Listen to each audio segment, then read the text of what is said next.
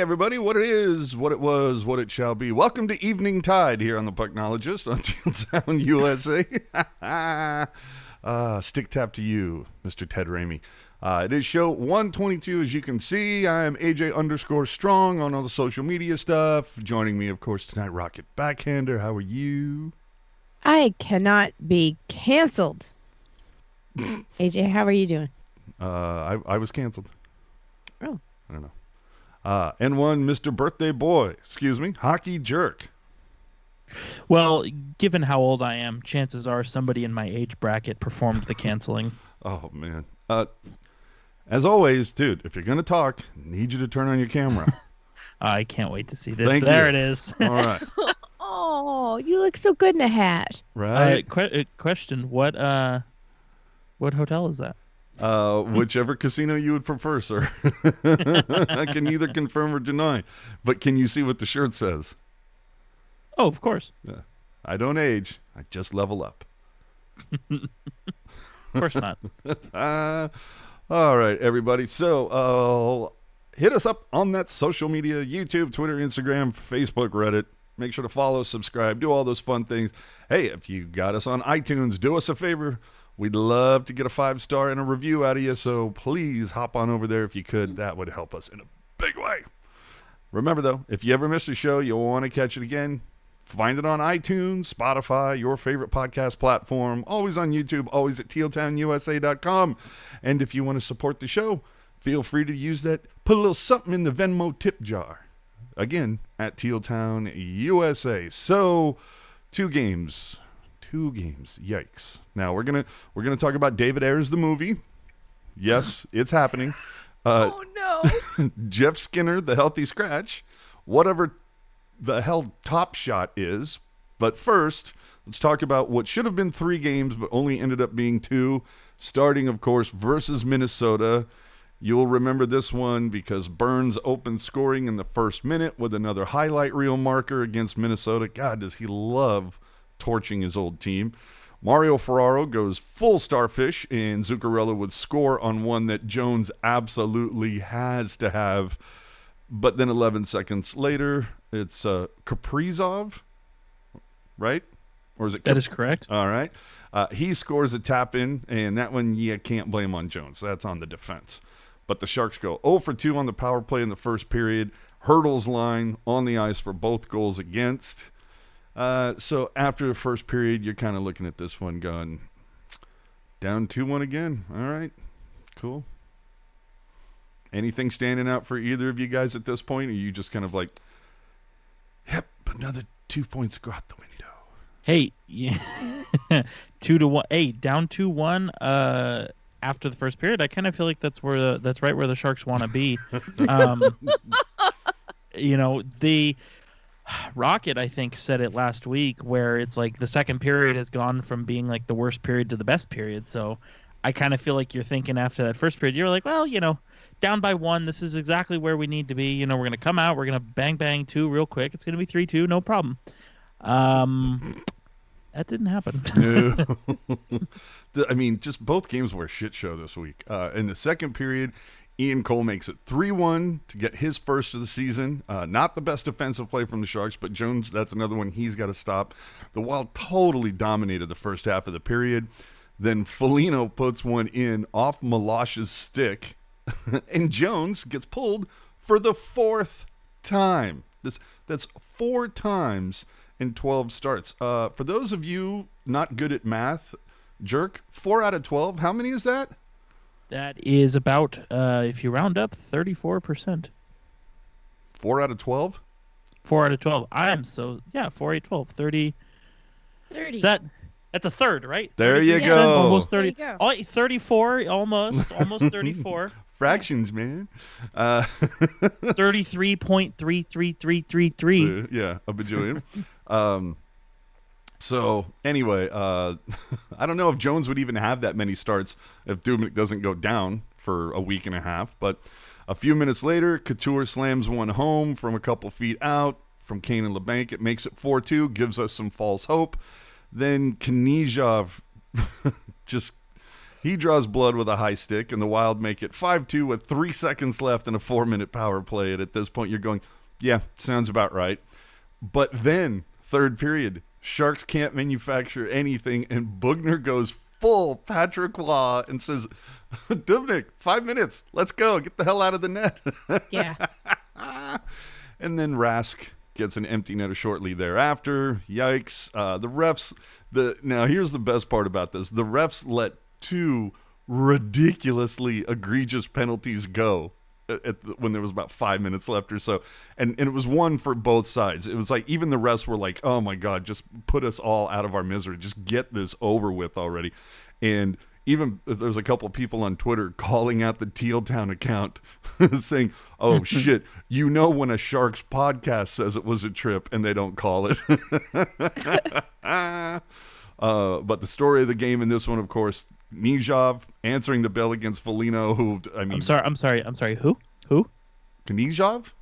Knyzhov. Thank you, sir. Okay. We pronounce names correctly on this show. That's right. That's all I want for my birthday. Yeah, okay. That's no problem. So he answers the bell against Foligno, and... oh, my God.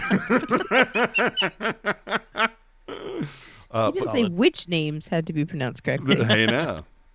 But you got to love Knyzhov. I mean, he gets rocked to the point where Foligno waves over the refs to end it. But yet again, not much of a response from the Sharks. Since Pavelski's departure, this team does not circle the wagons.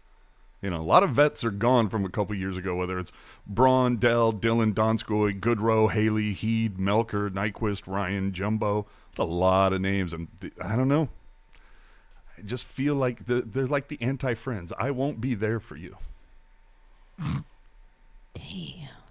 But how about the big brass ones on Knyzhov for stepping up to Foligno there? I mean, dude. They're pretty comparable in size, but Foligno, he's a tough customer. You know what I mean? So, dude, I mean, that first shot just kaboom. Yeah, so I thought, that's kind of what you need. I mean, you don't, like I said before, I think I've said it the last 2 weeks, where, you don't need somebody who's just going to lumber up and down the ice kind of thing. But, regardless of who you are, if you're put in a position where you got to stand up for yourself or stand up for your teammate, you should do that. You should do that. You should do that. God, I'm so pissed off the soundboard isn't working. Dude, I'm so pissed off the soundboard isn't working right now. So pissed. So anyway, after this one, the Sharks cancel practice. A couple hours later, they release a statement saying that Sharks and Vegas would be canceled because Hertl got that Rona.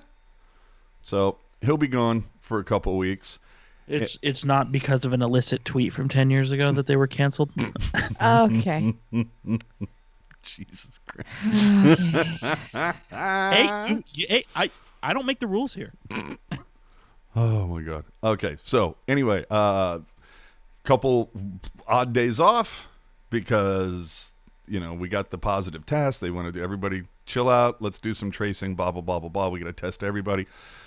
Once they all return, Coach Boughner took some questions that morning. I asked him about how special teams are going to shake out without Hertl in the lineup. Yeah, Bob, can you share how Tommy's absence is going to impact your special teams?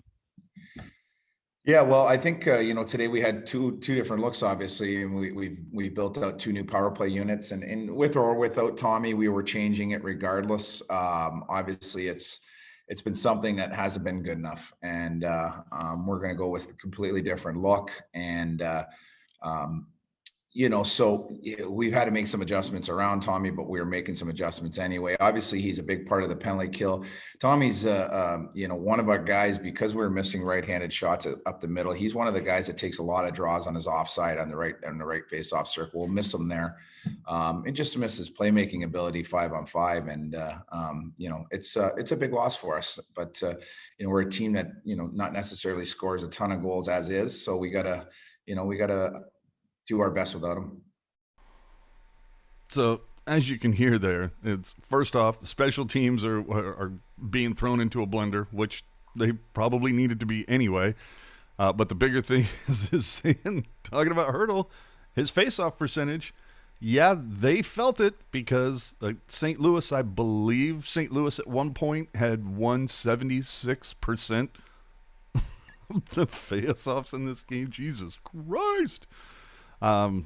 So anyway, Vegas gets canceled. St. Louis goes on. John Scott threw down some truth before this game, people. Ooh. Big truth. Let's hear it. What's your thoughts on San Jose right now as a team? Maybe where they stand. It does seem like they have a lot of the right pieces. I'm not sure that it's reflecting consistently in the standings. It's San Jose. Their window was 3 years ago. That was their time to win their cups. That was their time to really make their mark. And I think the window's passed. I think when you look at the ages on the guys on the teams, they're on the wrong side of 30. And it's tough for me to say because, I want them to succeed. But when you look around the league, when you look at their division, it's, they're going to be in a tough spot for the next 3-4 years. They're locked into these contracts. These guys aren't producing like they did when they signed the contracts. And, they're not the same players they were 2 years ago, let alone 5 years ago. The Karlssons, the Burns, the Vlasics, that's your three top D-men. Then they're not producing like $6, $7, $8, $9 million players. So it's tough to win when you're locked up with those contracts. I don't know. I want to say that they're going to make the playoffs and they're going to make a great run, but I'd be lying to you. I'd be lying to myself. Yikes. Well, I'm telling you, I'm surprised NBCSN aired that, to be honest. Like, I thought that was we all know why Drew Remendo is not here anymore. the people don't like criticism. To hear John Scott be able to say that on the Sharks broadcast, woofa. but I don't think anything he said was necessarily critical. It's very, yeah, they were criticisms, but they're all really true statements, and I don't think that anything he said was unbalanced or overly harsh in any way. He just was very realistic about the situation, which is that the Sharks are in contract hell for a little bit of time, and everybody is on the wrong side of 30. He made some very salient points. I have no problem with it. So we move on to this game versus St. Louis. Holy crap. The game happened 24 hours ago, and I'm still a little shaky from it because Jesus Christ. I even tweeted at one point that the second period, it felt like an entire game of 3-on-3. It was just unreal. So let's see. It's the third game versus the Blues in the last four for the Sharks. EK 65 and Šimek return after missing a few. And how funny is the return of EK? That guy's had a hell of a week. Let me tell you. What was it? A week ago, it was day to day. A couple days after that, it was, actually, it looks like he's going to be week to week. And then 2 days later, yeah, he's starting. What? Who the hell are the doctors here? What the hell is going on? Hertl misses his first because of the Rona, as Jerk likes to say. 17 seconds in, we're off to the races. Timo Meier puts one in off Krug.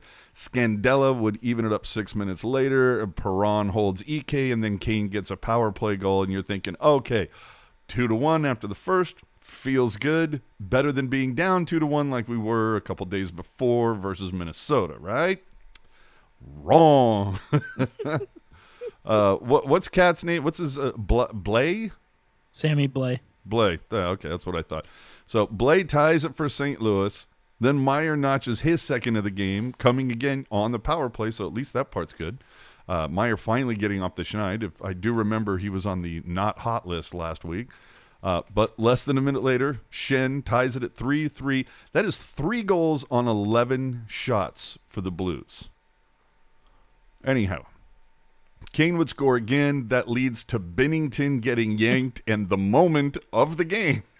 Let me see. Binnington, what? As he's going off, he takes a swipe at Šimek. He shoved Šimek. Yeah, he shoved Šimek. He fake punches EK. He got EK to flinch hard, and then he tussles with Doobie at the end on his way out. What the hell was that, man? Well, and what makes it even greater, and I think is what what kind of aggravated Binnington towards the end there is, in reading the post-game comments, I'm pretty sure Dubnyk, when he skated over to him, I'm pretty sure Dubnyk basically told him to go take a lap and just, get the hell out of here. And I don't think he liked that very much. Dude, that is one of my favorite quotes ever, by the way. Or my favorite sayings. Call him over and have a chat on the ice with him or something? No, get the fuck off the ice. No, I just take a lap. Oh man. And you know what? Good for Dubnyk stepping up. I mean, I know he's obviously one of the new guys and he's the goalie, but it's good to see that somebody on this team has a pulse. Oof. Yeah, no, especially when you look at the amount of injuries St. Louis is dealing with. But Jerry pointing out, last night was like 90s hockey, with completely appropriate with the Heritage jersey and all. But yeah, that's what it felt like. Just, whew. Anywho, Sanford in the final 2 minutes would tie it up 4-4. Felt like an exhausting period. Tons of chances both ways. Defense optional. And the Blues, after 2 periods, like I said earlier, 73% in the circle. Oof. In the third, McEnroe scores a shorty after Falk gets called for tripping EK. A minute later, LeBanc ties it. Now we're 5-5. A minute later, O'Reilly gives the Blues a 6-5 lead. 3 minutes later, and what's the show? Is it SpongeBob or whatever, where it's like 1 minute later, 3 minutes later? SpongeBob. Yeah. So that's what this whole game felt like. That somebody should put together a highlight reel of this game and just use those in between each scoring play. Couture makes it 6-6. 45 seconds later, Scandella gets the Blues the lead back. What in the actual fuck? I noticed that you glossed over Devin Dubnyk's flying poke check there at the end of the second period. Oh, dude, poke check and a toe pick. Yeah. He had 2 in this one. Dude, I was like, was that an actual poke check? I haven't seen one of those from the Sharks in like 5 years. That was amazing. How many shots did he stop? Dubnyk? Yeah. God, what was it? I think it was like 23 of 32 or something. No, he saved 24 of 31. Oof. Which, yeah. All right. And unfortunately, Devin Dubnyk is no longer the best goalie to not have a single win. But still, I feel like it's just another game where he put up 7 goals, but another game where he just played very well and the wheels kind of fell off the wagon a little bit. It's just unreal. Oh. Yeah, that's how I don't think it's when people say, even when I say goaltending is an issue, it's like, is it though? Is it? Oh, it is. I think it's defense. I think moreover it's defense. Two things can be true, as Dirk likes to say. Yeah, okay. Yeah. Hey, you know what? You have the people who say it's goaltending, not defense, and you have the people who say it's defense, not goaltending. And I'm over here saying, hey, it's both. Yeah. So you're all, You are all correct. Yes. So in the Venn diagram, you would be hanging out in the football area. Right. That is correct. I am in the middle. I see. This is one that I am not unsure of. Either way, after the game, again, we talked about Hertl missing this one, and I asked Bob about Gambrell subbing in for Tommy. Last question here for Tailtown. Obviously, with Hertl out of the mix tonight, what did you think about Gambrell's game and being elevated? Yeah, I thought he had some chances offensively. I think that St. Louis is one of the best face-off teams in the league. I thought we had trouble in the face-off circle tonight. That's where we missed Tommy, I thought, a lot. Both Shannon and Riley, they're two face-off specialists. So we struggled there, and we didn't start with the puck a lot. But I thought his line, Timo got a power play, got a 5-on-5. I thought his line played well. With Gamby in there. So there you go. Gotta love it. Oh my God. Hold on. I did see a comment that I wanted to address from Kyle Scott asking from the chat, why do the Blues continue to own us? Jerk, have the Sharks beaten the Blues this season? Yeah, twice. Twice. Okay. Yeah. So I wouldn't say that the Blues own. And if memory serves, like, aren't all of these losses by one goal? I all for one, I want to say. Let me double check that. But, you know, The parody. Yeah, well, I don't know. I mean, my counter to that would be, you know, why is this team, St. Louis, who is supposedly really good, why have they not stomped us every time we've played them? And, you know, and maybe and, the and Blues you, aren't that good. yeah, Or they're very injured. And well, hey, two things can be true. You are correct. All 5 games the Sharks and St. Louis have played have been 1-goal games. The Sharks obviously coming out ahead in 2 of those, 1 in regulation, 1 in a shootout. But, you know, I said it last week, and even though this is a loss, I still think my point is a valid one, where if you can put one of those big 3 teams, you know, the Vegas, the Colorado, the St. Louis, if you can put one of those big 3 on edge, which I think the Sharks have done with the Blues thus far, I mean, it certainly helps your case in trying to slither into a playoff spot. So, you know, we'll see the Blues again on March the 8th. I'm predicting a 4-3 shootout win. Meanwhile, Minnesota over here going, who's the big 3? Yeah, I was going to say, yeah, Minnesota out here trading away their number 1 center, losing their number 2 center. It's like, yeah, we're going to play better. Like, are they playing addition by subtraction out there? I you know what? I was Cam Talbot made it very easy for everybody to make fun of him, but he's playing very well there. So I have to give the stick taps, but I think them getting Kaprizov just makes them actually exciting for once. So, yeah, dude, man, I hope this kid does not isn't a flash in the pan.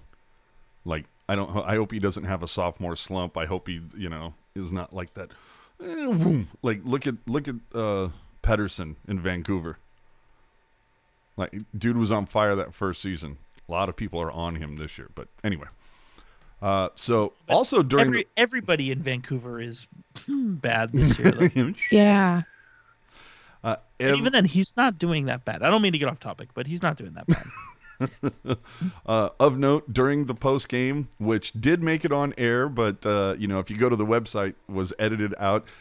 Evander Kane called out Kevin Kurz, which I thought was kind of interesting. Basically saying, after the questions were done and there was only a couple asked, none of them by Kurz, and Kane responded, Kurz hasn't asked me a question all year. I wonder why. Now, we'll talk about this a little bit later, but it could be about the recent articles that have come out in The Athletic. Not even authored by him, but we'll see. Let's see. Finally, the Sharks wore their Heritage jerseys and they lost. So let's burn them, right? We're never wearing them again. Isn't that how we usually roll? That was 100% what I was thinking. I mean, that's how it was 5 years ago. So yeah. See, and you know what? Before we move on, I wanted to ask this. I don't know if you noticed this, Rock. This is totally, I'm sure a jerk question. We remember the jerseys from the 25th anniversary. They didn't have the 25 diamond patch on them. But the 30th ones, these Heritage, last night, they were wearing those 30th. Somebody had mentioned on somewhere on the internet that the first game that they wore Heritage jerseys, they did have a 25 logo on there. But I don't remember that. Do you? False. False? False. Okay, I was going to say. Never listen to people on the internet. Well, that's what I'm saying. Some people said that there are even photos of it, but I'm like, I'm looking around, I'm going, where's the receipt? There's photos of lots of stuff on the internet that don't make them true. Yeah, they're made. Yeah, I could sit here and tell you there's a photo of my face on the internet, but is anybody going to believe that? No. No. Dude, there's a photo of your face right here on the screen. I was thinking about this. So for those who don't know, my girlfriend is not a hockey fan, but I'm trying to explain the intricacies to her. And I told her, like, jokingly, but then it kind of actually made a lot of sense, where it's like, I wonder if they're trying to juice merchandise sales, where it's like you go to NHL.com and it's like look, Chief, you got to buy the jersey and the patch, or you're not getting either. Makes sense. So But final. also, sorry, just one last thing. I know for a fact that 5 years ago, those Heritage jerseys didn't have the 25th anniversary patch because from what I understand, the internal justification, if you will, was that the jerseys themselves indicate that it's an anniversary celebration. Well, then explain why they're wearing the 30th. All right, let's my move on. official position is juicing sales. Oh, okay. Well, isn't that what it always is, right? Yeah, of course. Okay. Yeah. So 2 games this week. Excuse me. The Sharks take 0 of 4 available points. They have allowed 13 goals over 2 games, and the starting goalies have posted a combined 787, despite only facing 51 shots on goal. Yikes. The Sharks' defense put up 4 points this week, but 3 of them came from Burns. The other one was Ferraro. I'm fine with that. All right. You fine with this? Right now, the Sharks are 7th in the West. 8th. They're dead last. Yeah, the Anaheim leapfrogged them. Yep. But What? Hold on. When was this? Go take a look. Hold on. Wait a minute. Yeah, Are we going by points or points percentage? Because I'm going points percentage. well, you should have clarified, my friend. Oh. I was about to tell you to go take a lap. My blunder. But yes, okay. According to points percentage, which if every team can't get to 56 games, points percentage will be the measuring stick. Yes, the Sharks are in 7th, but I'm here to. Well, the reason why I bring this up is because it's like you can't say too much about points because you've got a situation where like the Blues have played 21 games, and Sharks have only played 18. Right? Dude, I'll do you one better. Dallas has played 16. Detroit has played 23. Well, and that's again about Vancouver. You talk about running out of like points pretty soon. Like Vancouver is like they got to be in the top 5 on games played. Yeah, they've played 24, which is the most in the North Division. Yeah. So, but I'm sorry to say this. I know it's a special day here and we want to keep it all happy, but if the Sharks are lower than 4th, it's not good.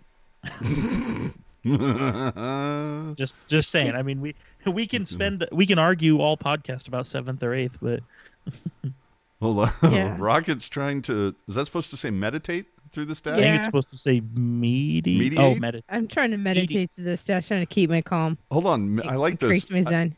No, I like that word, meditate, where it's like meditate. It's a cross between meditate and mediate. I like that. I smell a new INXS song coming. Is what I'm saying. Is that like let's say AJ's arguing points percentage, I'm arguing points, and Rocket is like, why don't we all just breathe? Pretty much. So yes. Yeah, there you go. Take your last look at him. After this, we're burning him. Hey, well, you know what? I happen to have one, and I will not be burning mine. Thank you very much. I never got one. I still kick myself in the ass for not getting a Stadium Series, and that's really the only kind of specialty one I want. I still kick myself in the ass for not going with AJ that one day. Oh, when Rocket and AJ went to Levi's. Oh, man. Anyway, I digress. The Sharks are 7th in the West by points percentage after 18 games played, and they've allowed 3 or more goals in 15 of those 18 games. Get a defense and some goalies up in this bitch. You want to know something even more kind of interesting? Mm-hmm. So, to your point, you're talking goals against. Goals against. Goals against is a pretty good indicator of how good or bad a team is. I would argue goals for is a good indicator as well. And believe it or not, the Sharks have scored more goals than Vegas this year. Dude, I have that written down. Eyes on your own paper. This is one of the things that I'm saying. Dude, you look like, okay, the wagons of the West, Colorado and Vegas, right? For the most part, that's what you'd say? Sure. Okay. How many goals have Colorado scored? 55. How many have Vegas scored? 51. And how many have the Sharks scored? Right in the middle? 53. Thank you. But the Sharks have also allowed 71, which is the most Exactly. in the division. And- Most in the division, most in the conference, and a quick scan here, fourth most in the league. Yeah. Fifth most in the league, excuse me. And now Second let's most in NHL history. So yeah, all these goals for. Let's talk about. I'm sorry, the world's most, the NHL's most expensive defense. Oof. So, coming this week, 2 versus Colorado, who are 6-3-1 over their last 10, third in the division right now, currently on a 2-game win streak. Then the Sharks have 2 versus Vegas back to back, who currently lead the division, although we'll see if those are played because it seems like every time Vegas is on the schedule, the game gets postponed. But both teams playing well, but as we just mentioned, look at the goals for. If only the Sharks could stop the goals against. But of particular note today, earlier today, Boughner came out and there was a quote that I'm like, oh shit. Like, you thought John Scott was dishing out some honesty? Check out our buddy Curtis Pichelka. Says, looks like the Sharks are going to put Karlsson and Vlasic back together tomorrow against Colorado. Boughner's message to Vlasic, we don't win games if our best players are average. He understands the message. He's been way too average for way too long. It's a challenge, for him to step up. Holy shit. When your coach comes out and says, bruh, you average, and you've been that way for too damn long. Can't be good for the ego. Vlasic up in here going, give me that fucking plane ticket to Montreal, bitches.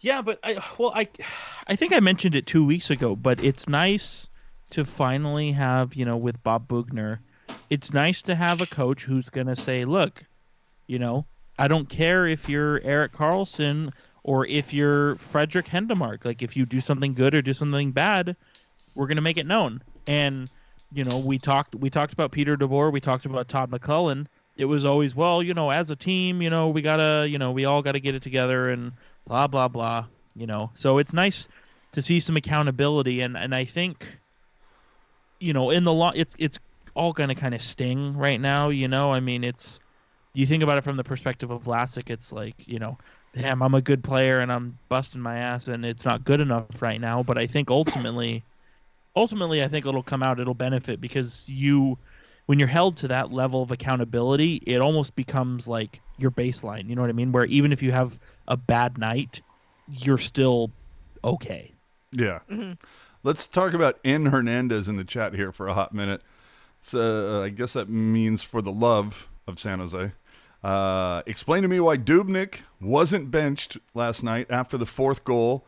I know what y'all are going to say, but let's give Jones the chance. Well, if you go 5 comments down, you'll see my response. No, I get that. But a lot of people were kind of mentioning that. Why didn't you pull Dubnyk? In favor of who? The guy that got pulled in the previous game? like these goalies suck. I mean, I alluded to it obviously in the chat, and I believe Ian Reed alluded to it on Twitter last night. But it's don't know. Mm-hmm. But if the game was still within reach there, to me, you're only yanking your goalie if it's it's over. Let's save him for the next one. Mm-hmm. And the fact that if you want to be technical, the Sharks were in that game until it ended. Yeah. Yes. So why not? Well, not only that. Why put in Jones when you know that you're going to be playing 4 and 6? Mm-hmm. So, but again, I just go back to why put, why would you put in the guy that just got pulled the last game? It makes me think that the next game is tomorrow, correct? Yes, sir. Yeah. Tomorrow, Monday, if you're listening live. It makes the fact that Jones didn't go in makes me think that Jones is getting that start. Oh, yeah, I would say the same. I think they're just going to keep ping-ponging. I mean, which I would love to see Dubnyk get a run.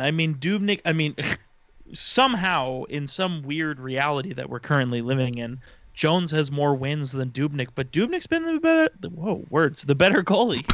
You know what I mean?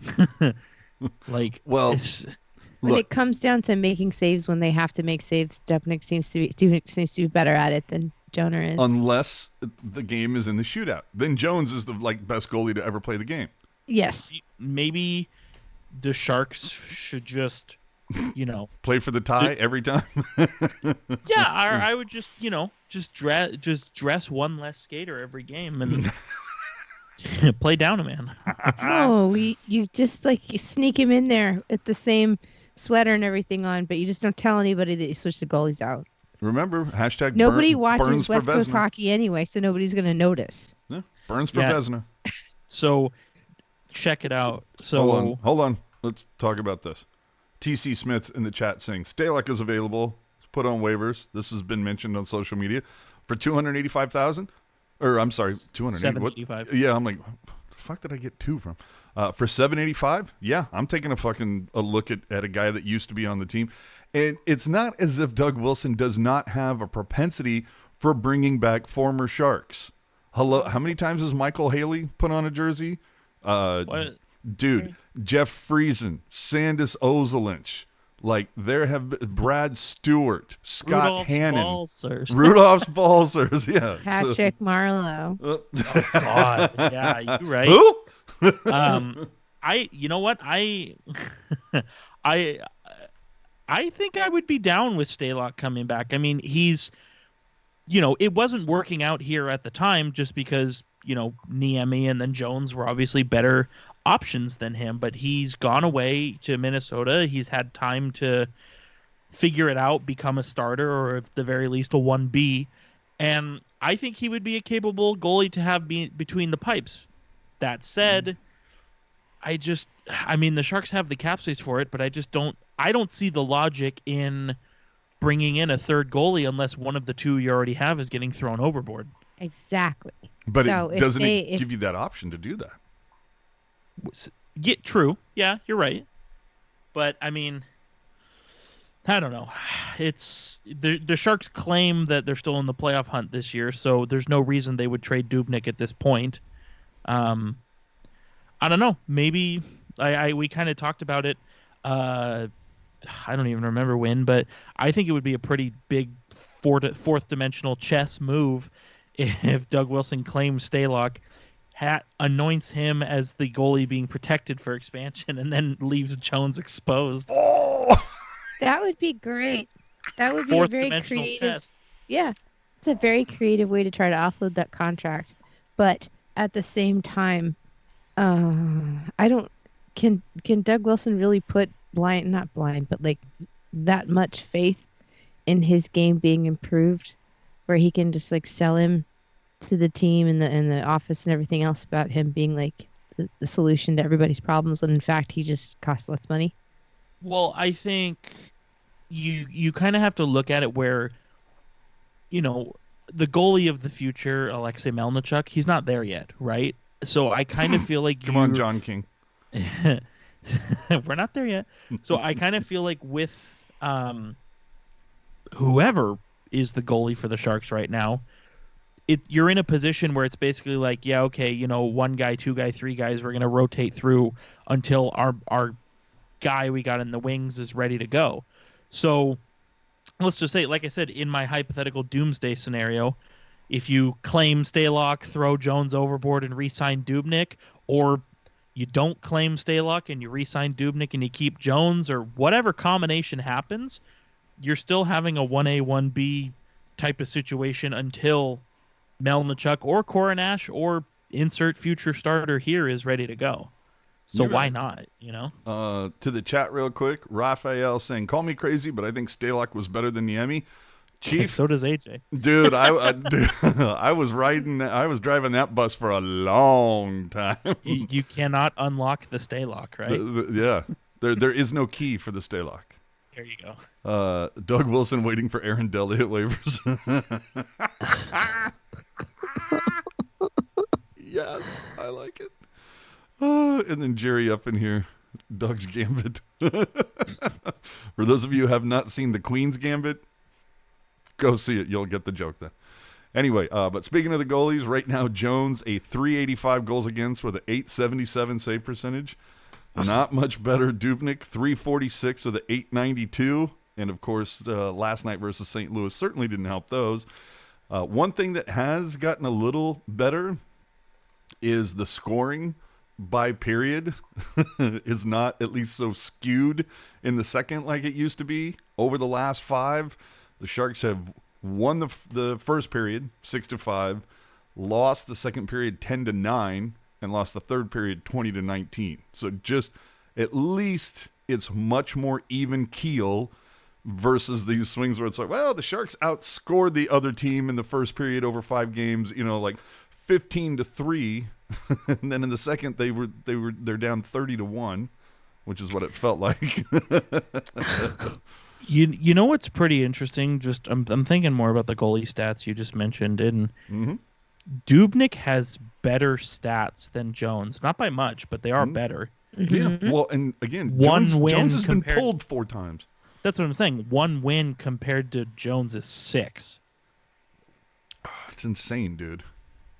So, And yet, speaking of which, Yeah. let's get to who's hot and who's not. We'll see if there's any disagreement here. On the hot list. How do you want it? Do we each just want to have a hot and not, or do you want to do it more informal, or how do you want to do this? I got mine on here. If you want to add to it, absolutely. Sure. Right now, on the hot list, Timo Meier. 2 goals, 3 assists, 5 points over the last 5 games. Okay, all right. Evander Kane, 6 points in his last 5 games, including 3 goals, 3 assists, and some power play time. Or I should say markers. Huh? Say Couture, coward. Couture, right? 5 goals, 2 assists, 7 points in his last 5. Oh boy. Including some power play markers. And I'm just going to keep saying it until he proves me wrong. Mario fucking Ferraro, man. 2 assists in the last 5, eating big minutes. Literally the only guy on the team putting up points from the blue line that isn't named Brent Burns. Anybody else do you feeling a little hot for? No. Well, I just want to make 2 points really quickly. So I'm glad you mentioned Mario Ferraro, because I think it's important to make a note here. So he last season, Ferraro was averaging the whole season 61 games. He averaged 15.53 a game, which is standard for your bottom pair. Yeah. Coming into this season, it's like 23. It's only been 18 minutes versus 61, so a bit of a skew there. But Ferraro in those 18 games this year, he's averaging 23.01. Ooh. Chief is playing 7.5 minutes more per game, and looked good. Like for those who were not aware, Mario Ferraro was on the 31 Thoughts podcast earlier this week, and they were very complimentary of him, specifically his skating and just his personality, which Rocket has obviously kind of been championing. Is Yeah. that a word? Championing, yes. From the get-go. So he's getting that national pub, which is awesome. But well, the guy's got a never-ending motor. That's what I'm saying. Is he's for the second year in a row, he's been the only, or at least one of the few bright spots for this team. It's that weighted vest he got on the off season that he's been training with. I guarantee you, that's why he's able to eat up these big minutes, because he was able to up his endurance training with that damn weighted vest. And I miss his videos a lot. And you know what, his skating is like it's butter. so good. Well, it's so good that it makes me a little nervous.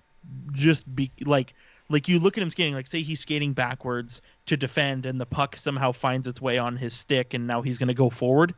When he's starting off, I swear to God, it looks like his feet are perpendicular to his legs. Like that's how he gets into that forward motion. Yeah. And part of me is like, ooh, how do your feet do that? But then part of me is just like, God damn, you are so smooth. So what you're saying here with Couture and everything, we're going to change this. Instead of hot or not, it's going to be like, so who was Couture this week versus who was Jones?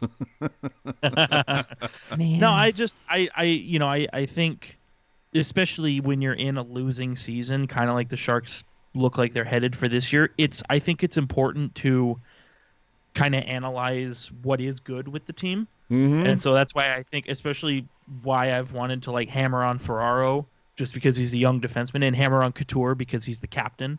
I think those are 2 important things. But hot, the players that you mentioned are kind of the hot guys for me, if you will. But I feel like I want to say Brent Burns. I mean, he's not there offensively, and his -6 will kind of tell you that he's not really there defensively either. But aside from that game against the Blues, I don't think I've seen the starfish at all from him this year. Yeah. And he just seems better lined up defensively, where it's like he doesn't have to resort to the starfish because he's just there, and I say he's not really lighting it up offensively. Make no mistake, 10 points in 18 games is good for any defenseman. It doesn't matter who you are. True that. You're a defenseman. Like, no. And Deuces Shoeless from the chat saying not hot yet, but Balsers has impressed.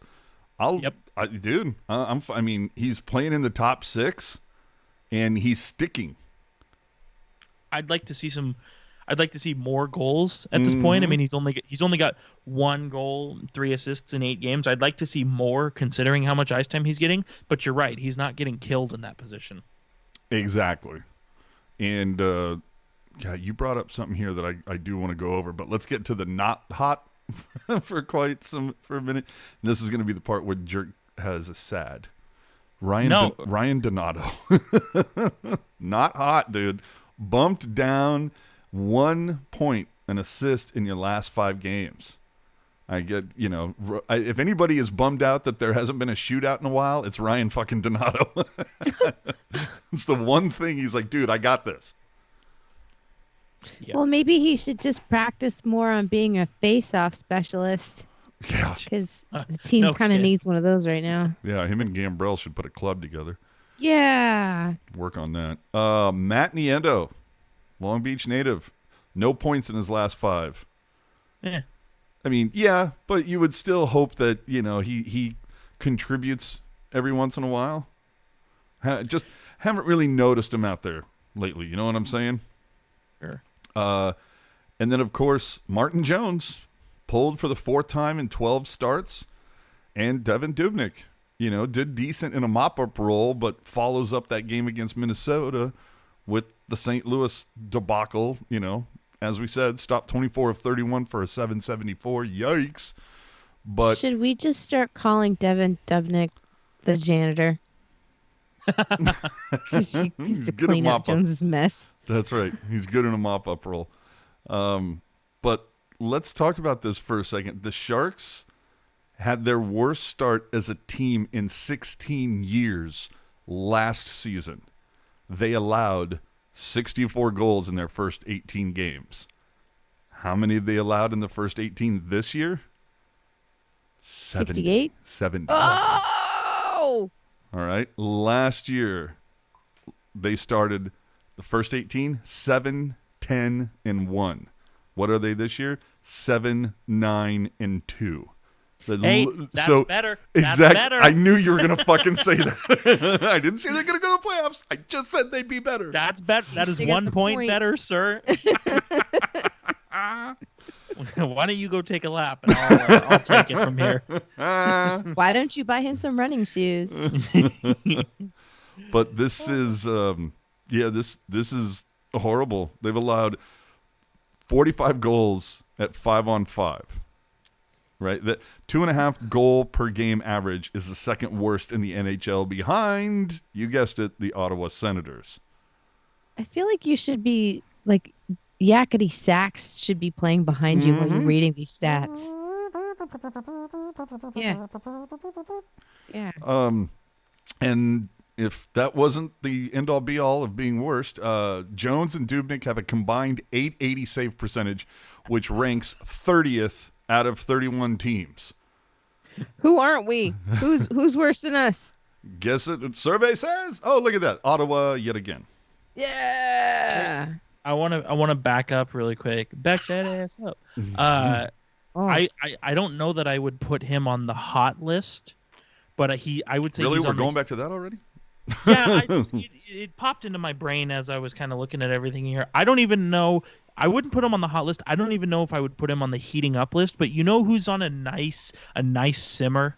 You know, maybe he's on the crock pot and you have him on like 1 or 2. Is Knyzhov? Kevin LeBanc. I mean, the haters gonna hate. were they were ready to burn down SAP Center when Doug Wilson said they expect him to be a 50 to 60 point player. But if you crunch the numbers, if this is an 82 game season, LeBanc is on his way to hitting 50 points. So there you go. Like I said, I don't think I would say hot. He's definitely on a nice simmer. Maybe you got him on the medium-low setting on your stove.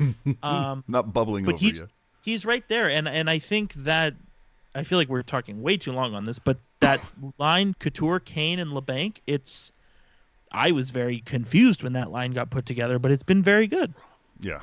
Okay. So, yeah, we're definitely again. Apologies to our affiliates. We're running long. So some hot topics here. Look, mentioned it earlier. Sharks defense, most expensive in the NHL. Either you got to contribute a lot of points or be hard as fuck to score against. They're neither. Top third in scoring chances allowed, high danger chances allowed, high danger goals allowed. Burns leads the NHL in time on ice per game. Like, how sustainable is that? Like, at some point you figure the big man is going to get a little burned out. I don't care how much of a fitness freak he is, but he's leading the NHL in time on ice. EK is fifth. Both of them are a combined -12, and we know that isn't the end-all be-all stat, but Darnell Nurse, he's sixth, right behind EK in time on ice. In his stat line, he's got 16 points with a +13. Should also be said, Edmonton is a good team. Really? They're okay? Okay. Yeah, well, they're. I get you. I mean, yeah. third in the division by points percentage. I mean, is that good? I don't know. Yeah, could be. Burns is the only member of the Sharks defense to, pot a goal, playing some of his best hockey. Will his value be any higher than what it is right now? I don't know. Maybe Burns is a piece that you look at moving if you're going to embrace a rebuild or do something. But then, of course, the opposite side of that coin is, why would you get rid of the only offensive weapon that is producing on the blue line? Especially when you have an injury-prone EK65. It's kind of it's a weird position, especially if you do commit to the rebuild. It's a weird position to be in because it's like, this guy is our best player, so we're gonna get rid of him while we're gonna keep around these schmoes. That's what I'm saying. I said it in the in a private conversation with AJ a few days ago, but if I can't say if enough, if the Sharks do commit to this alleged rebuild that is or is not happening, I think you kind of, you signed the marriage license to Karlsson and to Vlasic and to Jones, but I think you make a good point. Find yourself a good divorce attorney. Yeah, I think you make a good point. Burns, I think, is an attractive piece for a lot of teams. I mean, say what you want about the contract, but you think about how many teams would kill for a defenseman like that. I can think of at least 3. Oh yeah. But I think, Timo Meier. You're probably saying, "Wow, he's 24. What the hell are you thinking?" But if the idea is to accumulate as much value as possible, wouldn't you trade somebody who's got the most value? I'm telling you right here, Jerk is sitting here like drawing it up. He's all right, let me write this. Okay, here we go. Timo Meier, Brent Burns for Matthew Barzal, straight up. Don't get me wrong. I love Timo Meier. Love him. I have a jersey. Great player, but I have a Martin Jones jersey. What the fuck are you saying? Just from a business strategy perspective, like it makes a lot more sense to trade him. Mm-hmm. If you're gonna blow it up, painful. Yeah, if you're gonna blow it up, do it right. Painful because you kind of have to look at it where it's like, okay, how far away are we? Because if it's a situation where it's like, maybe this season and then next season is kind of shitty and then we're back on track, then I keep him. Well, hold on. Am I not on record, like, I don't know, a year ago saying that this is what was going to happen? Like, it was going to get... You say a lot of things. Yeah, it's true. It's true. But I am on record saying it was going to get worse before it got better. Like, what if it still hasn't gotten worse? There were a lot of people that last year said... Couture was hurt, and Hertl was hurt, and EK was hurt, and that's why they missed the playoffs. And then there was all the talk about, oh, everybody's going to be healthy. They've been off for 10 months and blah, blah, blah. Mm-hmm. This is going to be the first time that EK65 has been 100% as a Shark and blah, blah. And where are we at? I just told you the numbers. Almost a mirror, or I shouldn't say a mirror, but a carbon copy of last season. I will say the one difference is last year everything was kind of bad. Like it was just like pick out of the hat, and you're correct, it's bad. But this year, at least for me, maybe you guys disagree, but for me, I can sit here and say that really there's only one issue plaguing this team. Like, as we talked about earlier, like the Sharks are scoring goals. You know, they just can't keep any out despite spending $28 million on 3 players. Well, and that's what I'm saying is, like, you know, last year I feel like you could sit here and say, yeah, they're allowing a bunch of goals, they're not scoring as many goals. I feel like it was just a gong show no matter what way you sliced it. Yeah. This year, I mean, you look, so the Sharks have scored 53 goals this year in 18 games, which is just under 3 goals per game. Maybe you want that a little bit higher, but I would say 8 times out of 10, if you score 3 goals in a game, you're going to win. So I feel like the Sharks just scored 6 goals in a game and lost. That's why I said 8 times out of 10. I know, I'm just saying. But, you know, so I think maybe the Sharks can get a little more production. I think that would be ideal. But I feel like this year you can, at least I can, confidently say, I'm not really worried about the offense. All right. I'm not even really worried about the defense because, yes, Karlsson and Vlasic and Šimek, they've been walked a couple times. That's not a big secret. But when those guys are getting walked, you need your goalie to, you know, say it with his chest and keep the puck out. But they're going to keep getting but they're going to keep getting walked as they age and slow down. Yeah. But I guess right. You're technically correct. But Ricky in the chat saying Hertl is 27. His prime is these next 3 years. Sharks aren't going to be good in that window. Ship him and get the most you can for him. I love Tomas Hertl. Absolutely love. Probably my favorite player on the team right now. And I have no problem with what Ricky just said. No, the one issue I have with what Ricky said is limiting his prime to 3 years. I would argue his prime is probably 5 to 7 years. Yeah. Just we talked about it before. Where if his knees can hold up. Exactly. Right. Correct. That's exactly what I was thinking.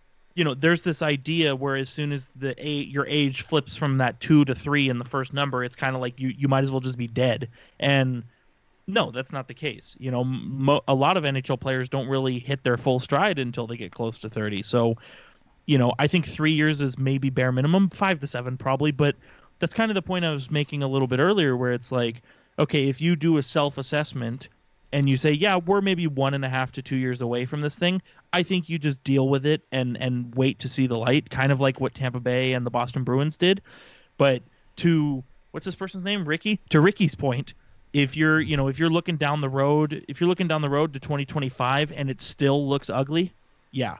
Well, it still looks ugly, and around that, well, no, not even 2025. What is it? I think it's next off season. I'd have to go and look. It's either next off season or the off season after that, when Hertl and Ferraro are both going to be due. And John Leonard, Ooh, whatever that's worth. Kicking the balls. All right, But dude, we're not talking about this summer. Sorensen is a free agent. We gotta resign Sorensen. F you. No, I think Doug Wilson needs to finally admit. I think. Like, I don't have a problem with giving Doug Wilson the opportunity to dig himself out of this hole, but it is a little disconcerting to look at the way that he just painted himself into a corner and just will not allow himself to utter the words rebuild. And I think, I would, you look at the amount of fans, there's a decent amount of fans out there just kind of like, fucking do it already. Like, we're willing to wait, but you have to do it. Come out and tell us, hey, you know what? The next 3 to 4 years, it's not going to be good, people. But, we have it's all part of the plan. That's why you don't want anybody to get freaked out.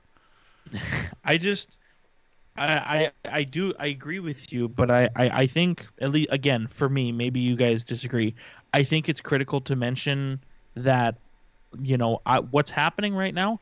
I don't look at it like, obviously things are bad and Doug Wilson's plan is not really working out right now, but I don't look at that as Doug Wilson being a negligent general manager. I look at that as him trying out an equation and it just doesn't work out, and so you got to rework some things.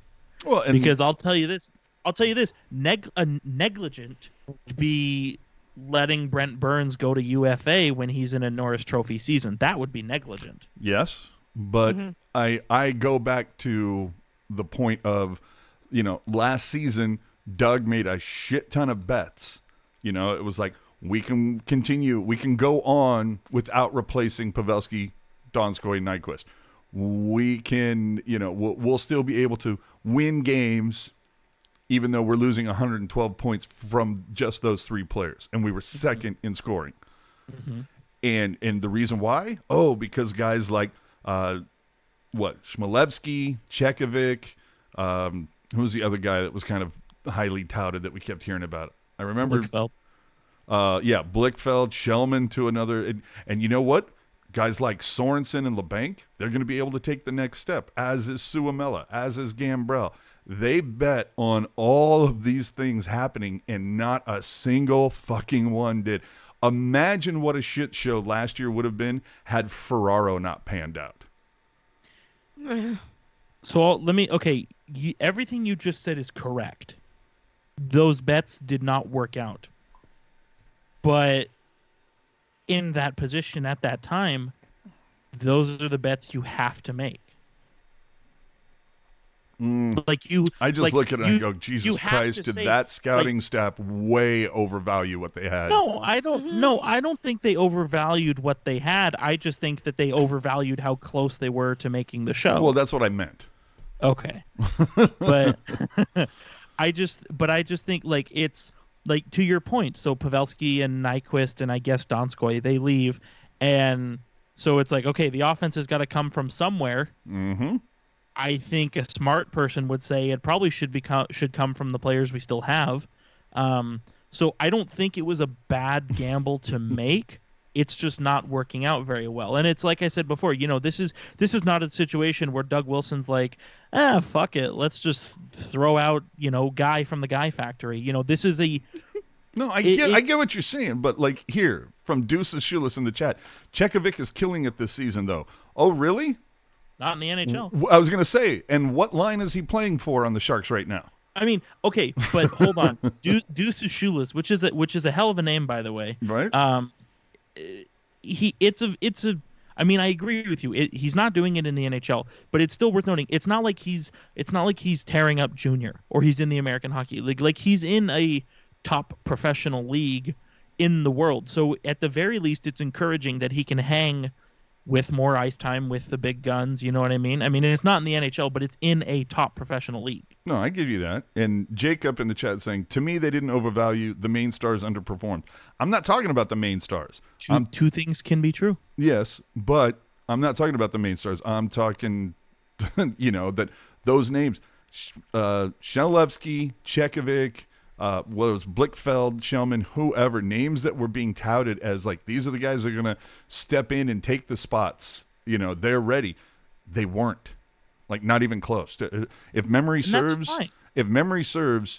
Shemelevsky never played a game last season.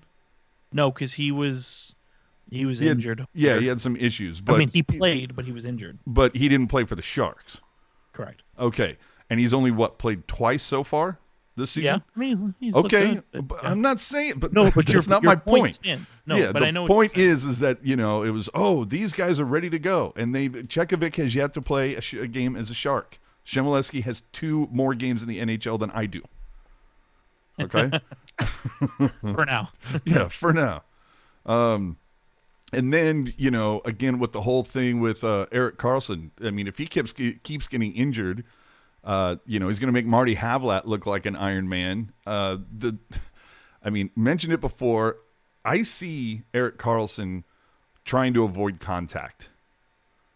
You know, he's playing like he doesn't want to get injured, and generally those are the types of players that are the first ones on the injury shelf. You know, you got guys like Pavelski or Couture. How many teeth have they lost because they've blocked shots and gotten the lanes? I'm just saying. And the whole thing of, it was something with his groin. I don't know how many groins he has, but weren't we all told, 10 months off, it's going to be the first time.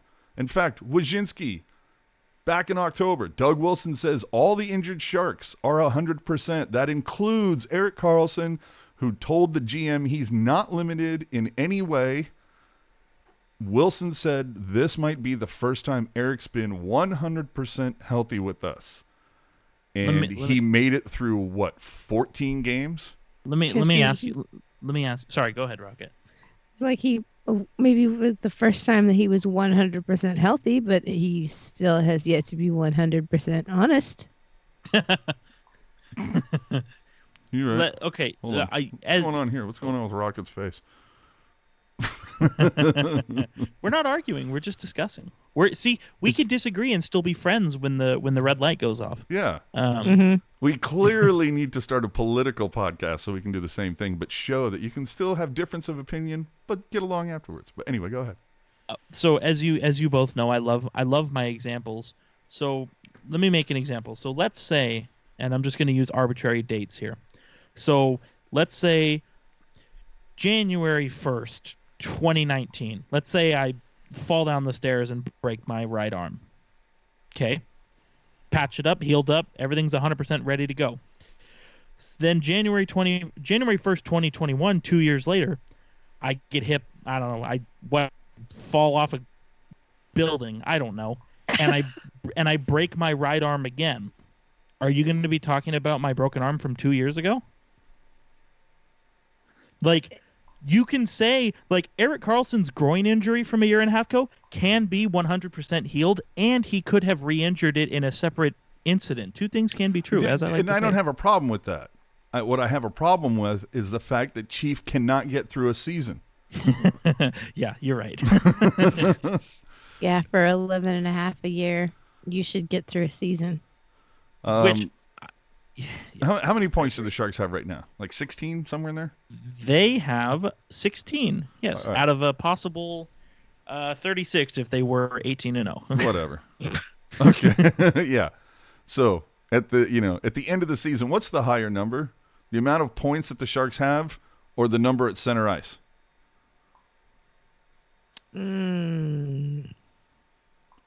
Should be fun to watch. This is a tough one. Well, for that to happen, you're banking on the Sharks to win 7 more games, which I think is not out of the realm of possibility. I like to think they do. Or seven going to overtime 14 times also could happen. Seven wins in the next 38 games. I think that's doable. Yeah, we'll see. I mean, I hope it's doable. You would think. Everything we just said is irrelevant. Dude, it depends on how many people are moved out, Oh, man. You're starting center for the San Jose Sharks, number whatever, Rudolph Balcers. Anyway. I really quickly, I like what Kevin said it like, I don't know, probably 10 minutes ago, but where he said that the Sharks were in a position to acquire a forward. I don't have an issue with that idea, but I am curious to know if you're married to LeBanc in the top 6 and maybe Donato in the top 6. I'm curious to see how it would work out. But I do agree. I think maybe it's a situation where you just, I mean, look what happened last time the Sharks brought in new blood, but maybe it's just it's just a situation where you just have to commit to the new blood. Okay. And funny you mentioned that because I want to talk about that real quickly from the chat, though. Oops, wrong one. There we go. Side note, we talk about Karlsson's injury history. What about Hertl's? Literally just mentioned his knees, pal. I'm just saying. It's okay. We got it. Yeah. And we got you covered in this podcast. And I like THC here in the chat. Hertl plays hard, though. He hits, he checks. He's a maniac out there. That's the other thing. Hertl, I think it's safe to say that Hertl plays a much more heavy and physical game than Erik Karlsson, but I digress. And then here's a funny thing that just popped out. Hello. Well, you could take that a few different ways. Who are your picks to win the Cup this season? Most people are going to say Toronto, Tampa, Colorado, maybe Boston, maybe Washington, maybe Dallas. You know what all those teams have in common is that their highest paid player on their squad was drafted by that team, came up through their system. And in fact, there are only 6 teams whose highest paid player on their roster right now did not come up through their system. Montreal hasn't won a cup since 93. The New Jersey Devils hasn't won a cup in almost 20 years. The Rangers, who haven't won a cup in almost 30 years. Minnesota, Winnipeg, never won a cup. Vancouver, never won a cup. And, of course, San Jose. And Vancouver's actually a wash because they have 3 guys that are all making $6 million, and they did draft one of them. And it should be said too. Vegas's highest paid player was not drafted by them as well. Okay, that doesn't really fit the narrative. No, but I'm just saying, we have to inform the people. But if Vegas had been around for 7 years, maybe the person that they took in their first draft is finally up by then. No, but you make a point. You make a valid point where you say 95% of the good teams have a homegrown player as their best player. Like, that's still an incredibly valid point. Yes. 9 of the top 10 teams right now have that. Winnipeg is the only one. That's what I'm saying. Yeah. It's insane. So, anywho, finally, let's real quick here. All this talk about EK65. Let's put this out of our misery. One of the more respected writers, we'll say, at NBCSN, wow, posted an article that just made me go, dude, what the are you talking about, man? He got the cap hit number wrong for Erik Karlsson, said it was 12.5, not 11.5, and then just made a bunch of excuses for EK65's poor play and kind of blamed Doug Wilson for the lot that the Sharks are in right now without actually blaming him. That takes a special rhetorical kind of talent there. I'll give you that. But how dare Doug Wilson not stop the puck? Yeah. But the funny part, though, was the excuses that were in here. It's like, well, we all know he had family issues, and what Evander Kane didn't have family issues? Right. Like there are other people on. Do you think that EK65 is the only player on the team that has a family? Well, that's the thing. It's a valid point to make, but you should be making that point for everybody. Exactly. No, this article is it's one of the worst things I might have ever read. And I would like to say once again, let's not forget, I'm still a Karlsson fan. But what I said all year last year is I will not pay the $2 fare to get on AJ's bus until I see consistently poor play. And we've started to see it. All right. And when I say consistent, I mean year to year. I don't mean fucking Monday to Tuesday. I mean year to year. And I'm sorry to use the F word. We're trying to keep it clean here, but gosh darn it. Oh, fuck you. Let's see here. Stefan Nason went on waivers. I don't know why everybody is wishing him well with his new team on social media. He's on the Barracuda. Yeah, well, I mean, sure. It's just so funny. Somebody gets thrown on a waiver, and like a bunch of people on social media, well, let's call it what a bunch of people on Sharks fan Facebook goes, "Oh my God, I wonder what team he's going to end up with." The Barracuda. Have you seen? Why would a team pick up a guy who can't even get on with the Sharks, who are like the worst team in the league? Well, it's and I can't really blame the people for this, but what happens is you fall in love with a player, and then when that happens, you tend to overvalue that player. Yeah. Well, there was some joke that somebody tweeted out, and it was basically 2 photos, and like one was like a junkyard, and the other one was like the lot of a Mercedes in Beverly Hills, and it was like how you see, the Mercedes one is like how you see this poor player on your team, and then how everybody else sees him. It's fantastic. Anyway, let's see what else here. Evander Kane got absolutely destroyed in The Athletic. A quote coming from them that said, Kane has a serious gambling problem. He gambles heavily, makes poor, self-centered financial decisions. I'm going to stick to like what Kane does on the ice for when he's wearing a Sharks jersey, but damn. It should also be said that it was not the author of this piece who was lobbing these bombs. They were merely the messenger. But yes, this was basically quotes from a creditor. Yes, but still, it's. I mean, you there's a certain level of respect that comes into getting involved in that, and you know, I think you know, that's not something that we really want to get involved with. But it was that was a brutal piece to read. Vince coming in. Oh, trying to keep it clean? Oh, fuck, buddy. And you know, I mean, it's not 10 o'clock Pacific yet, so we gotta be careful. Jesus. Yet. So let's see. We mentioned it earlier. Sharks rolled out the Heritage jersey finally. You know that if only the replicas that Adidas makes were like just a little bit closer. Anyway. When are the Sharks just going to make this the permanent third? Just come on already. For legal reasons, I can't answer your question. They're never going to have a permanent third. There's too much of an opportunity to make jerseys and sell them. I'll give you that. Okay, when are they just going to switch back to these for a while? I mean, they've had the current jerseys now since what? 07 is when they made the change. Yay. For legal reasons, I cannot answer your question. Fuck you. You know what it was. It was like 14 years ago, no, right? That's not the question I'm referring to. Yes, 2007. Okay. So, anyway. Let's go. Oh, we can finally throw up a graphic. This is always fun to do, right, kids? All right. So, around the NHL, the games from Lake Tahoe delivered, and if you remember, if you saw the shirt Hockey Jerk was rocking last week, stellar. Flyers and Bruins, most watched regular season game in NBCSN history. First regular season game to top 1 million viewers on NBCSN. Most streamed regular season game, NBC Sports history.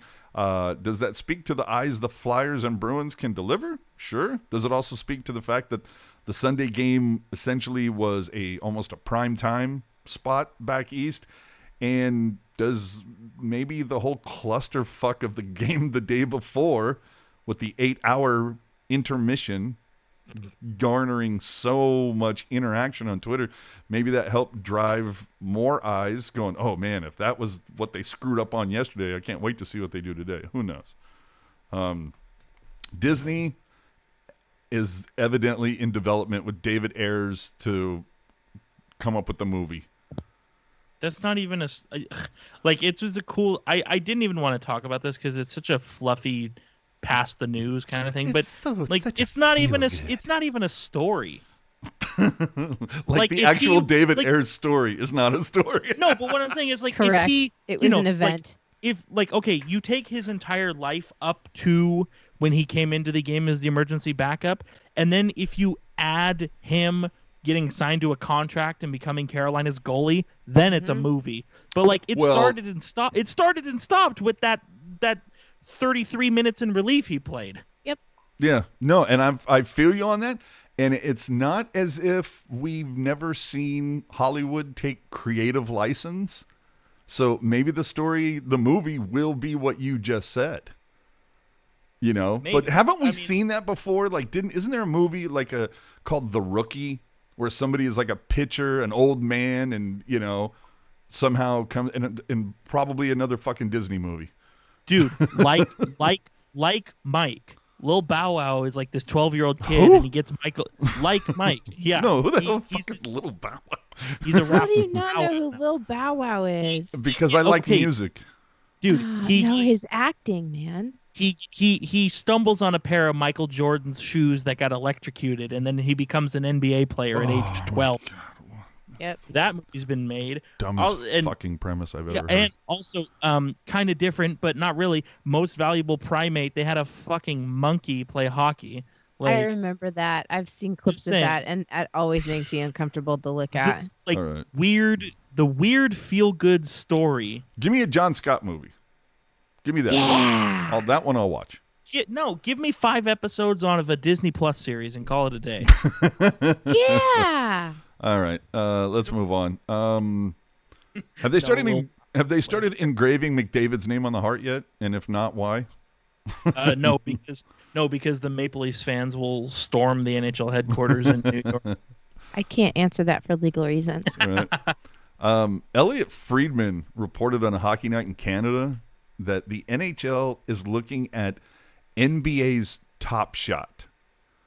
I don't even know what that means. Okay, dude. I tried to look into this. Huh? Fine, go ahead. Shut the fuck up. No, this is evidently like some bizarre cross between like trading cards and like Bitcoin. I mean, I think we might have reached the zenith of what like seeing somebody come along and saying, okay, like you can just picture a bunch of guys around a board meeting going, okay, man, I got an idea. If we can get fans to waste their money on this, they'll fucking buy a steaming pile of shit as long as it's in the shape of their favorite logo. Yeah. Right? So here's the whole deal about this Top Shot thing. You can evidently, the whole idea is that instead of like opening a pack of trading cards, this is all online, you can buy like a pack of moments. Right? And so that you can buy somebody, I think they said for $200,000, somebody purchased a dunk that LeBron James put on somebody. They bought that moment. Now, what can they do with that? Fucking nothing. The NBA still owns all of it. They can show, you can go on YouTube and watch it wherever you want and all that. It's just some weird Bitcoin thing. But $200,000 for I'm like just saying, 8 seconds of video? I'm saying if that's the case, every time the NBA runs that replay, I want to cut. And that's the whole thing. You're not buying like that. Like I could understand that. Now we're talking 200 G's. You know, that if they ever want to run this, whether it's NBA TV or whatever, that they got to run you some money before they throw it up. See, okay. So this all just sounds like a laundering scheme for the NBA to sell Bitcoin. But the problem is, you can sell that Bitcoin, you can spend that Bitcoin, but that image, that moment is yours to keep forever. But when you like switch the flip, you flip the script, you're like, oh, you're buying all this Bitcoin, you know, and this moment is a bonus. But you flip it around, and what does it sound like? You're buying this moment. Oh, this is great and amazing. And then there's this Bitcoin stuff too. So I think they're hiding it. I think it's laundering Bitcoin. Well, Market Watch. Hey, Kawhi Leonard, we couldn't pay your bonus, so here's your moment when you made that game-winning shot. There you go. No, you're right. Go sell it. And that's the whole thing is you can go back to this Top Shot website and sell off moments. Again, it's like trading cards, but it's either way, the NHL, and this is what Elliot Friedman was reporting, is that the NHL is watching this. Could you imagine some schmuck coming along and saying, oh, you know, that goal that Barclay Goodrow scored in Game 7 against Vegas? Yeah, I'm going to drop $250,000 on that. All I'm just saying is the moment, and we'd have to do some investigative reporting on this, but the moment that I would want for you, we'll use the super chat money to purchase this moment. Go back a few years ago to the preseason and find a clip, obviously from the in-arena cameras because it's got to be official. Find the clip of Rocket getting pelted in the arm with that puck. That's right. Anyway, you can find out more about this on marketwatch.com. This is bizarre. I'm just saying, if that hurt Rocket, I don't mean to make fun, but I feel like that's the moment we got to buy. She rubbed it off. I was fine. Yeah. I was fine. Hey, if you're old enough to walk, you're old enough to walk it off. She was lubricated. I mean? She was fine. Getting after it, as they say. Oh, Thank you, Don. Oh, good. Lacey's still here because I want to go throw to him in a hot second. Just a quick reminder For those of you who are still pissed off about EK65's contract, and everybody knows I drive that bus, Jeff Skinner's been a healthy scratch for 3 straight games this week and is in the second year of an 8-year deal worth $72 million. Has a full no move until 26-27. So, is Doug looking to sign him? I'm sure. And say what you want about Erik Karlsson, at least he's in the frickin' lineup. And this is, in fact, the same Jeff Skinner that beat out Logan Couture for the Calder. Who would you rather have? The guy that's a captain of a team that shows up when it matters most, or a guy that is a healthy scratch on a shitty hockey team in Buffalo? Just saying. If I'm him and I'm making $9 million, I'll do whatever you say. Right.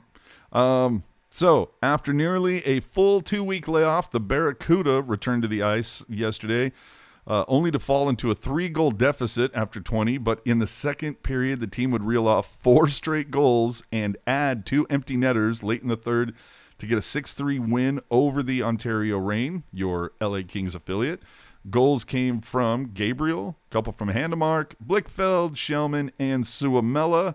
And I bring that up because if memory serves, I think the Barracuda might have just played a game. So, Lacey, if you could throw down the final score and who scored in this one, I'd appreciate it in the chat. I don't have really a comment of the week. Well, okay, hold on. Let me see. Do I? I don't think I do. I might have. Yeah, no. Those are from last week. Don't really need it. Well, let's see. I don't know. The internet's always good for something. Yeah. Well, no, it was so horrible last time. Ugh. So, I don't know. Those 3 were just yikes. So maybe we just wrap it up. Oh, tweet of the okay. I got it. I got it. Okay. Twitter has announced paid super follows to let you charge for tweets. Now, if you go back, I don't know, to 2017. Yes, correct. Jerk invented this as a joke. And so, Lacey, our man in Amsterdam, Barracuda win 3-1 tonight. So, 2 straight wins for the Cuda. That's nice. Blickfeld getting another 2 along with Gabriel. So, that's awesome, dude. Gabriel and Blickfeld just showing up recently for the Cuda. Let's hopefully they can parlay that. And who knows? Blickfeld might get the. Last I looked, I think it was Blickfeld that was leading the Cuda in points. Wouldn't surprise me to see him get a call up at some point if the wheels fall off the Sharks wagon just a scotch more. Yeah, 4 goals, 3 assists in 5 games. That's oof. And you know what? And actually, I don't know if that's also counting tonight's game or not. So, but either way, it looks good. Yeah. So. And, Kevin earlier this week talked to Nick Nolenberger from your San Jose Barracuda. So go check that out if you want to learn more. And who's the guy? Christian Jaros, something like that? Yeah, that's how it's spelled. Kevin, the pronunciation guru, will fill us in on how to say that because there is a little a caret, I believe, above one of those letters. There you go. But yes, that's how it's spelled. Cool. 5 goals in the last 3 for Blickfeld. So there you go. Anyway, go check out In the Reef if you want to know about what's going on with the Cuda. And then finally here, again, so the Twitter with the super follows, we did it as a joke. Who is to stop anyone from, we've seen this before, one person will pay and then they'll just build their own account by tweeting out, thumbnail or, screenshots. What's to stop someone from doing that? Well, if you want to see that in action, jump on Twitter and type NBCS Sharks, and you'll see. Oh, sorry. Was my mic on? My mistake. Holy shit. All right. So with that, time to wrap things up. Again, 30 minutes overtime. That's about right. We did talk to Gambrell not too long ago. That is on the YouTube page, so go check that out. Fanatics parted ways with the Sharks. We got that on there. Recent talk with Drew Remenda. We got Ted Ramey, Brody, again, Kevin Lacey, talking to Nolenberger. So much stuff can be found on tealtownusa.com. And if you ever miss a show, want to check it out, get it on your podcast platform or YouTube. Do us a favor while you're here. Hit subscribe. Tell a friend to subscribe. It helps us out. And if you're on iTunes, leave us some 5 stars and a healthy review. We would appreciate that. You can follow her at rbackhander76. You can follow him at hockey_jerk. You can follow me at AJ_strong. And if you have any questions or topics you'd like to hear us discuss on the next episode, you can fire them away to at Pucknologist on Twitter. Famous last words for you, Rocket. Apologies to Matt Damon. We ran long. Jerkman. Famous last words. In his first game since being put on waivers and going unclaimed, Adam Henrique scored a goal. I'm a big fan of those "Hey, how are you" moments. And That's all I have to say. All right. Famous last words for me. Joe Pavelski still leads the Stars in goals, assists, and points. Brent Burns and Joe Thornton have the same amount of points despite Jumbo playing 8 fewer games. In fact, Joe Thornton has the same amount of points as Shimmick, Knizhov, Vlasic, and EK65 combined. So, with that, subscribe to our YouTube channel. Give us that review on iTunes. Find everything on Tealtown USA. Thank you so much. That is our show 122 in the books. Thank you for watching and or listening, and we will see you all next week.